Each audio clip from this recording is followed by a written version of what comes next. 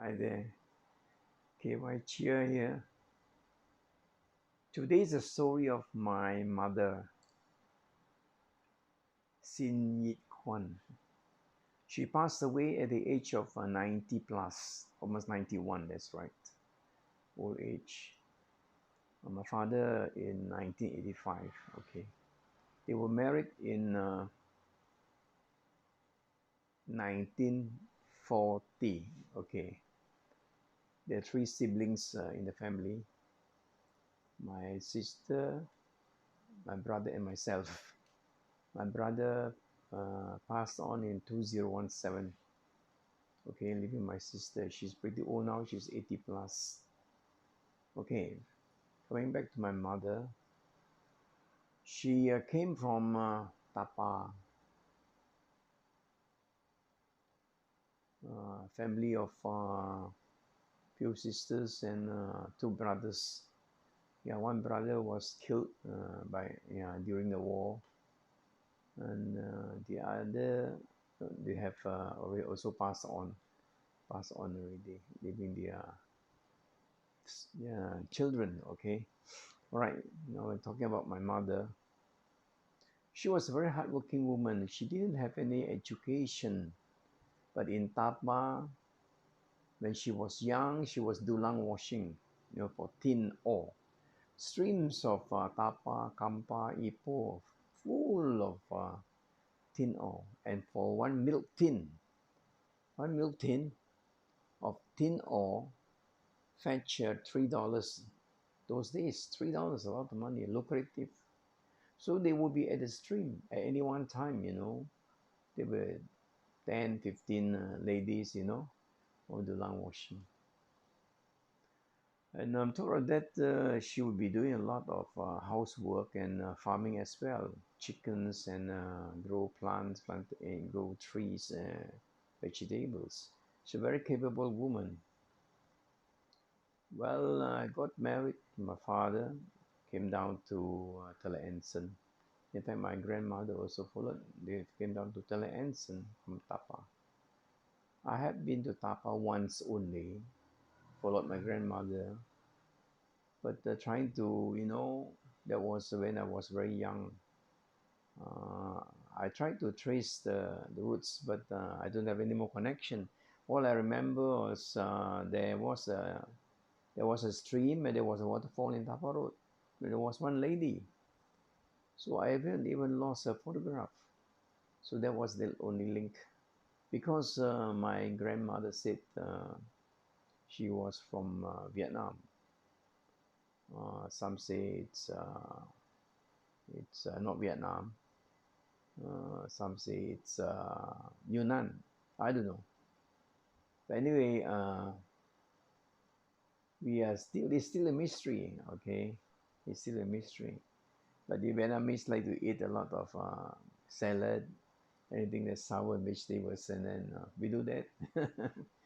But anyway, it's okay. It's a mystery, and maybe one day we will know the truth. Excuse me. Okay, so went back to my mother. All was bliss. It was a wedding made in heaven, on earth. All right. Because my father was rolling in money. He had plenty of money. His father died when he was 13, leaving him the house. And then he had some money. I don't know. He had some money when they got married. They had a car also, a car. And he was doing well when we were little kids. Well, things change, and then we fell on bad times. Well, I don't want to dwell too much on it. That's a different story. All I know is we were hard. Yeah, we were in dire straits, and my mother had to, to find a job to make ends meet. My father was okay, but he was drifting in and out of work. He was a writer, some sort of freelance writer to Chinese papers, and then he would double up as a teacher. But I think story has it that he squandered a lot of money, and there was no money in the house to go and buy food. So my mother had to work. And she also had to play the skutu. And I remember when I was young, people would come after her, to get the interest of the tong ting or something. I could remember that very well. So because of that, my mother had to engage herself in all kinds of this. This is a tong ting where people put in the money, and they have to pay, after withdrawing lump sum. She had to. There's no money for food. So after that, when the money ran out, she has to pay the interest. And I see one man always coming to my wife and shouting, almost beating her, but didn't. But shouting, bad words, depletives and all kinds. I was too small. I was maybe 8 years old. If I were bigger, I would have punched him. Anyway, that was that. So my mother had no choice. She had to work. She became a rubber tapper, in one of the estates. So she would be there and come in the evening. So one day things became bad. Father sold the house, we shifted to another place, and business was bad, it fell. Then mother had to go back to the estate. Then we shifted to the estate. We stayed in the estate. The mother had to tap rubber, and I was following her, following her. I could not tap, but I could, you know, pull the strands, the latex, and then form into a ball and a basket, and you can sell it. I would be taking sticks, collecting firewood. We are very poor then, you see. So you'll be surprised, the food that we ate. We had food in a tiffin, and that was another story. Maybe I'll tell later. But in a tiffin carrier, you bring in food. Food was rice crumbs, just crumbs from those days. When you cook rice, it's over a stove, firewood, and there'll be crumbs. You scrape your rice, there'll be crumbs and crumbs. What we do was we collected the crumbs. I don't know who gave us that crumbs, maybe, and then we'll soak it in water, hot water, and they to loosen the rice, and then we eat. How we eat? We ate our rice, when my brother went tapping, we had nothing, just rice. We had to, for soup, we use only coffee black. Have you tried that before? Eating, rice, soggy rice, mixed with kopi or coffee black. All right. So that's our rice. And for vegetables, I pick from the drains, like kangkong and this kind of paku leaf, and the funny all kinds of flowers, and no plants and mushroom from dead rubber trees. I could pick all these things. Okay, and we used to eat, garlic and onions and salt, not even sauce or black ketchup. That was a luxury. And one day we discovered Ajinomoto, So we mix Ajinomoto and black sauce. With these two things, Ajinomoto and black sauce on white rice, you don't need any more vegetable. You eat 2 plates. So that was the life we had. This really okay. Anyway, so my mother was very, very enterprising. If she had education, she would have been an entrepreneur. So when we were poor, we had, and during the Indian festival, we could cut sugarcane, small pieces. Those days sugarcane was very popular. We would buy it.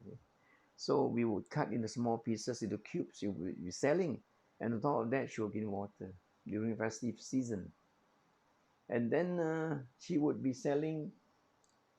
After that, after that, she also started a coffee shop. Below the clock tower, a small stall. That was when I was maybe 10 years old. We had a coffee shop there. It was a makeshift, a warung, a stall. There were many stalls there. So we even employed a few girls, So my mother, she knew that people would drink if there are girls, something like Kobe Kore, they would come. So she employed one lady, a very pretty lady. I don't remember her name. I remember sitting on her lap. That's right. I was, yeah, this lady. She was working for us just opposite the clock tower near the drain. And my Kaufu used to come and collect money from my mother had another elder brother who was yeah was always hard up for yeah hard up for cash, so always getting money from her. If she didn't get anything, we'd be scolding her. So I was always around there. So that's why I was very familiar also with the clock tower. Used to go opposite and watch one Indian uncle winch the lever up when he was really yeah, you call it what, winding up the clock. There's a big cylinder about 6 feet long. It is still there, you know, hanging somewhere beside the clock tower, the winch. Those days, you winch it up and it comes down. That was how the clock was, how they wind the clock those days. Now, of course, it's modern. You have a modern, okay. All right. So when we shifted to another place, she started the business. She was started, you know, she can do cook curry, she can all kinds of meehun, and she used to be Yong Tau Fu, she doing all these things and selling these things. When we shifted to Syntax, she was very popular. See, she was a man, she was very enterprising. She knew how to, you know, to make a living on her own. So she could cook, she could sell, and she has got very good public relations, talks a lot. So when people like to chit chat with her, you know, and she had a lot of friends, a lot of friends. But the thing is, she couldn't agree with my father because of his misdeeds, misdeeds, and started because the marriage was so good, and later on it fell in bad times, and she had to suffer. But then again, because she had the three of us, we finished our education with schools, you know, we went, we were able to make a living, and she was very happy. And then she would still be selling those things, you know, when I was staying in Syntax Garden after I got married from PJ, shifted over there, you know, still renting. Yeah, and she was selling there for quite some time in Syntax Garden. She was quite popular. A lot of people knew her. You know, lady selling Yong Tau Fu, selling Mee Hoon, even curry Mee Hoon, you know, all those things. She would do things very fast. So yeah, I really miss her curry, her food even then. Now my wife is learning a lot from her. So yeah, okay. So that's her life. But by and by, she got sick, and then old age. She had a fall, age about maybe 80 plus, and then he was hospitalized. So we had no choice but put her in a home. Well, she lived there for less than a year, and then she passed on at the age of 92, I think. Otherwise, she has no other conditions, you know, like no other sickness, no sickness at all. Yeah, no sickness. No, it's she had a fall and then she died of old age. That's all. But at the end, you know, there was nothing. She did not suffer from anything, you know. Uh, she had a good life, you know, but of course she struggled. But we were together with her. It was a life, full life, and big service at the Xiao En. So and then she was cremated. Rest in peace, my mother. So the, there are many stories about her. Okay, she's the most popular of the all the sisters, and everybody depended on her. We looked upon her to do things. Okay, that's my mother for you. Thank you for watching.